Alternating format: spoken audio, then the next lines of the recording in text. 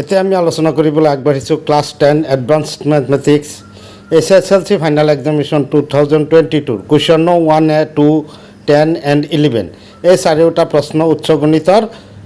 অধ্যায় 1 সংহতি পাঠৰ পৰা আহিছে। এতিয়া আমি এই প্ৰশ্নৰ উত্তৰকেইটা আলোচনা কৰিবলৈ আগবাঢ়োঁ। এতিয়া আমাৰ সন্মুখত আছে কুৱেশ্যন 1A।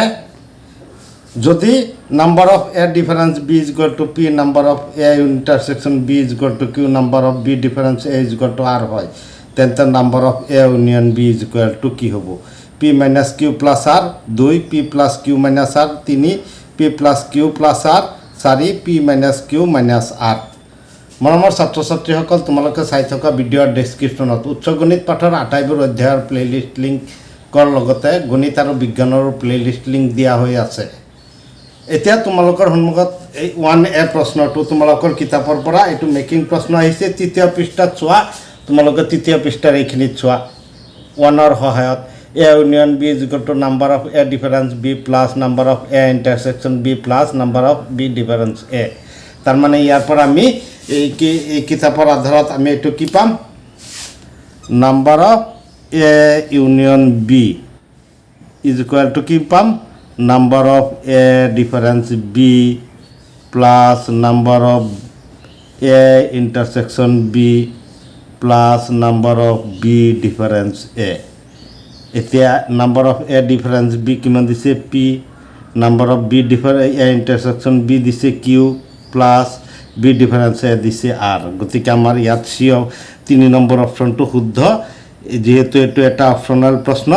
গতিকে আমি শুদ্ধ অপশ্যনটো পাতিলেই হৈ যাব। আমি এইখিনিও কৰি দেখুৱাব নালাগে, তোমালোকে বুজি পাবলৈহে মই এইখিনি কৰি দেখুৱাইছোঁ। এইটো আমি আনচাৰটো 3 দি পেলাই আমি পাতি দিম P plus Q plus R। এই প্ৰশ্নটোৰ আনচাৰ এইখিনি আগবঢ়ালেই, যিহেতু এইটো অপশ্যনেল প্ৰশ্ন 1 মাৰ্কৰ, আমি 1 মাৰ্ক সম্পূৰ্ণৰূপে পাই যাম।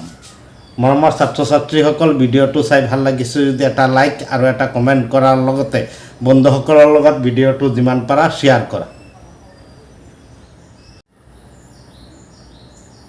এতিয়া আমাৰ সন্মুখত আছে প্ৰশ্ন নং 2।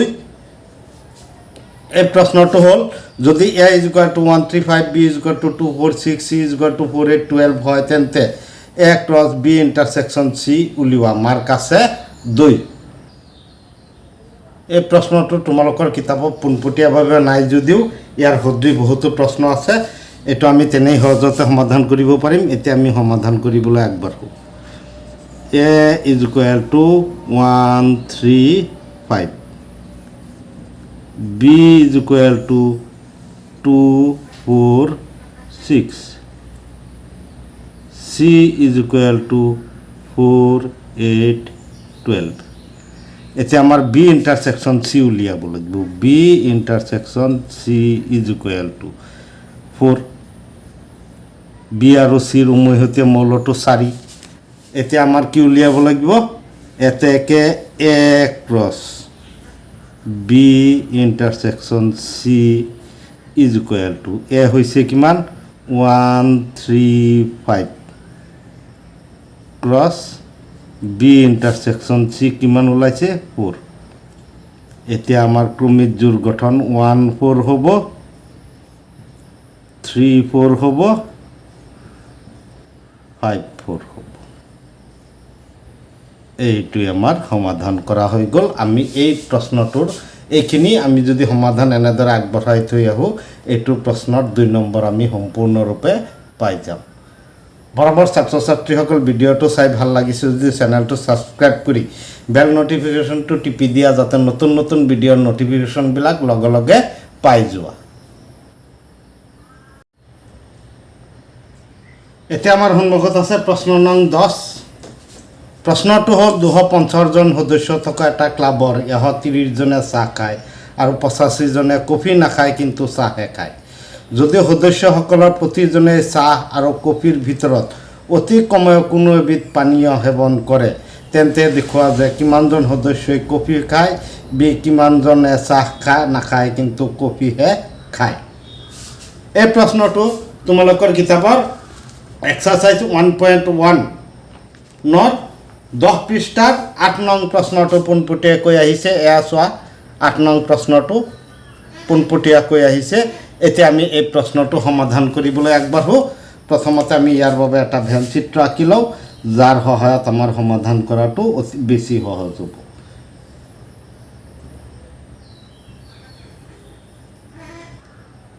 এতিয়া ইয়াত কিমান আছে 250 জন সদস্যই ইউ প্ৰতিজনে চাহ বা কফিৰ ভিতৰত কিবা এটা নহয় কিবা এটা খায় 130 জনে চাহ খায় এটু টি আৰু এটু কি হ'ব সি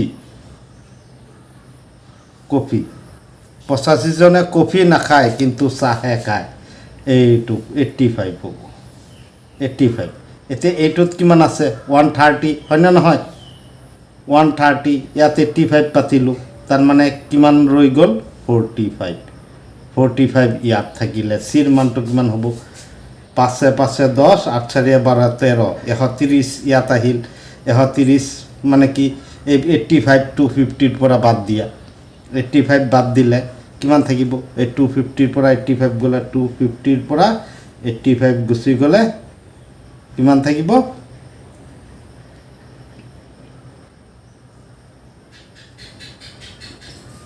5 24 পৰা 8 গ'লে 16 165 হ'ব ইয়াত 45 আছে ইয়াত কিমান হ'ব 120 এতিয়া আমি দুয়োটা প্ৰশ্নৰ আনসাৰ পাই গ'লো হয় না নহয় কিমানজন সদস্যই কফি খায় কফি খোৱা সদস্যৰ সংখ্যা 120 + 45 165 তাৰপিছত এই কিমানজনে চাহ নাখায় কিন্তু কফিহে খায় সেইটো হ'বগৈ 120 এতিয়া আমি এই সমস্যা দুটা কেনেদৰে সমাধান কৰিম এতিয়া আমি ইয়াৰ পৰা আনসাৰ লিখি দিলেই নহ'ব এতিয়া আমি এইটো সমাধান কৰোঁ ধৰি লওঁ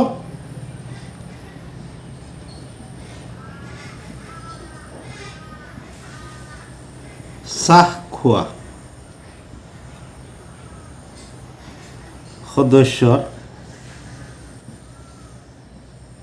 সংহতি কি is equal to n of t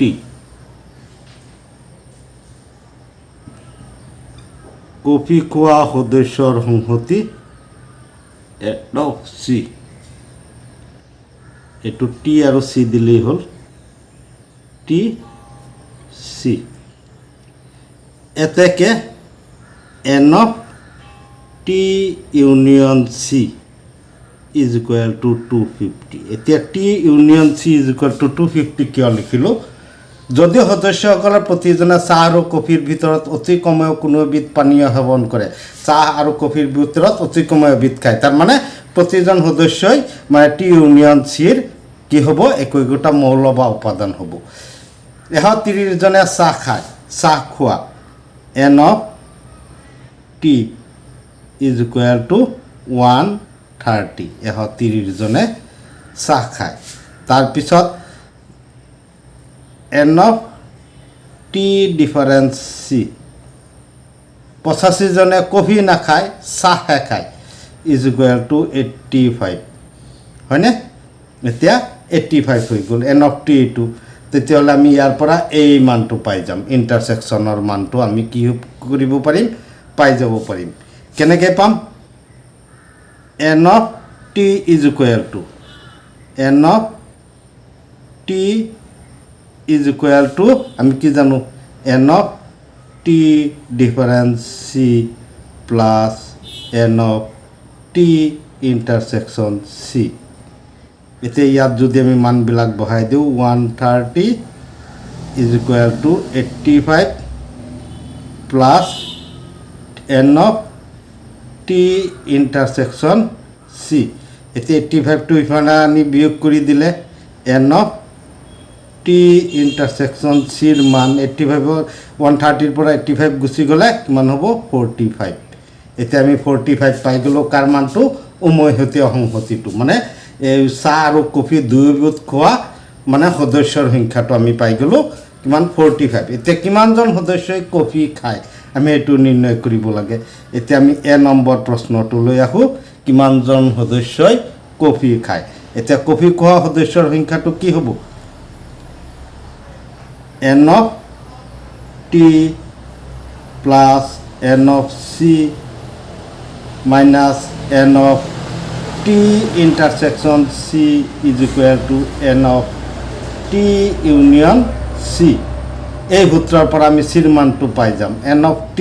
কিমান পাইছোঁ 130 প্লাছ n of c ৰ মান কিমান পাইছোঁ নাই আমি এইটো উলিয়াব লাগে n of t intersection c কিমান পাইছোঁ 45 আৰু এইটো কিমান 250 n of t union c 250 এতিয়া ইয়াৰ পৰা n of c is equal to কিমান হ'ব 130 ৰ পৰা 45 গ'লে 85 250 minus 85 is equal to 165 এই শূন্যৰ পৰা 5 মানে শূন্যৰ পৰা 5 নাযায় একদম 10 ৰ পৰা 5 গ'লে 5 ইয়াত আছে 24 ৰ পৰা 16 গ'লে 24 ৰ পৰা 8 গ'লে 16 তাৰ মানে এতিয়া আমাৰ কি কিমানজন সদস্য হ'ল এতেকে 165 জনে কফি খায় 165 জনে কি খায় কফি খায় তাৰপিছত কিমান জনে চাহ নাখায় কিন্তু কফিহে খায় আমি হেতু নিৰ্ণয় কৰিব লাগে কিমান জনে চাহ নাখায় কিন্তু কফিহে খায় এইটো আমি এইখিনিত সমাধান আগবঢ়াম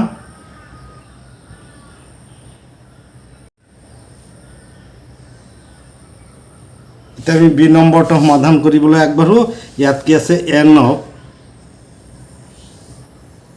c difference t plus n of t intersection c is equal to n of c আমি এইটো জানো তে n of c ৰ মান আমি পাই গ'লো 165 এতিয়া আমাৰ ইয়াত n of c difference t উলিয়াব লাগে n of c difference t উলিয়াব লাগে কফিহে খায় কিন্তু চাহ নাখায় এইটো n of c 165 minus n of t intersection c কিমান 45 is equal to 120 5 পৰা 5 গুণ 0 6 পৰা 4 গ'ল 2 আৰু 1 ইমান এতেকে 120 জনে কি কৈছে চাহ নাখায় কেৱল কিন্তু কফিহে খায়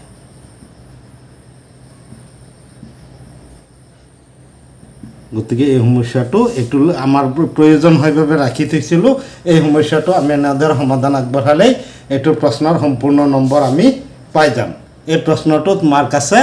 3 আমি সম্পূৰ্ণ 3 নম্বৰ এইখিনি সমাধানৰ পৰা পাই যাম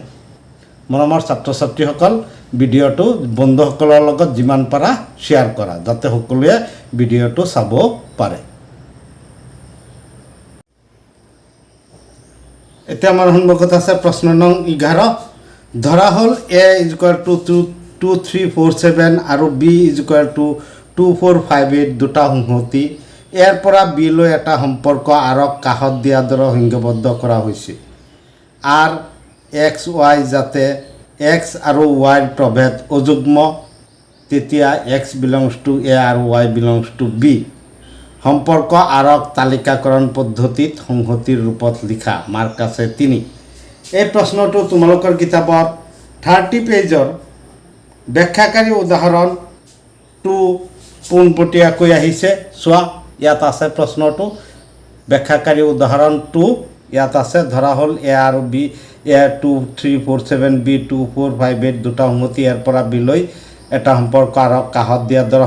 সংজ্ঞাবদ্ধ কৰা হৈছে r = x y যাতে x y প্ৰভেদ অযুগ্ম x belongs to a আৰু y belongs to b আৰক তালিকাকৰণ পদ্ধতিত সংহতিৰ ৰূপত লিখা আৰক তালিকাকৰণ পদ্ধতিত কি কৰিব লাগে সংহতিৰ ৰূপত লিখিব লাগে এতিয়া আমি এই প্ৰশ্নটো সমাধান কৰিবলৈ আগবাঢ়ো মই তোমালোকক দেখুৱাই দি আছো এটা সংহতি দিয়া আছে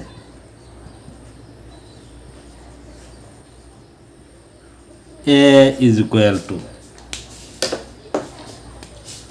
2347 2347 b is equal to 2458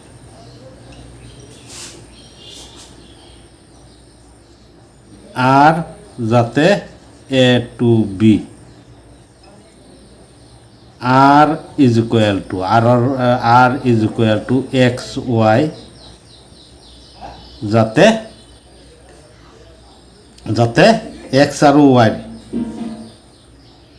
x আৰু y প্ৰভেদ অযুগ্ম তেতিয়া x belongs to a আৰু y belongs to b এতিয়া আমি rৰ তালিকাকৰণ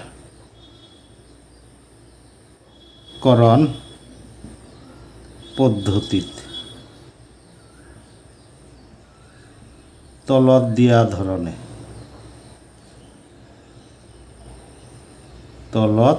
দিয়া ধৰণে পাওঁ কেনেকৈ পাম r is equal to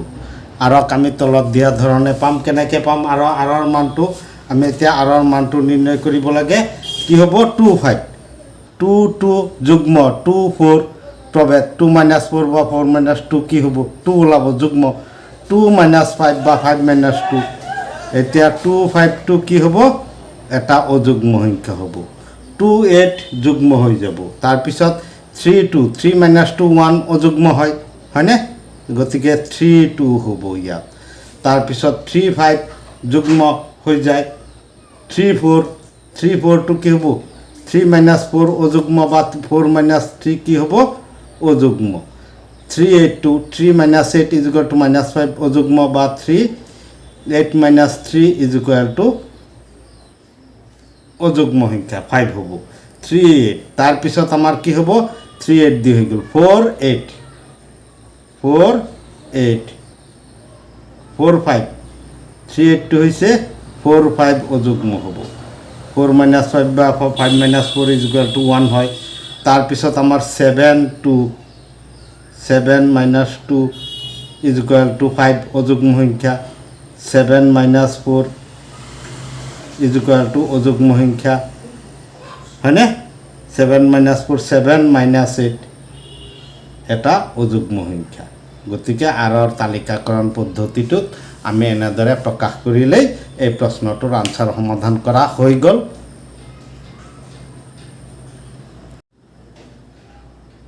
মৰমৰ ছাত্ৰ ছাত্ৰীসকল তোমালোকৰ সুবিধাৰ বাবে উচ্চ গণিত পাঠৰ একোটা অধ্যায়ৰ বাবে একোটাকৈ প্লেলিষ্ট সাজি প্লেলিষ্টত 2015 চনৰ পৰা এতিয়ালৈকে অহা SSLC ফাইনেল এক্সামৰ প্ৰশ্ন উত্তৰৰ ভিডিঅ'বোৰ একাধিক্ৰমে সজ্জিত কৰি থৈছে ইয়াৰ উপৰি ভিডিঅ' ডেছক্ৰিপশ্যনত 28বোৰ অধ্যায়ৰ প্লেলিষ্টৰ লগতে গণিত বিজ্ঞানৰো অধ্যায়ৰ প্লেলিষ্ট দিয়া হৈ আছে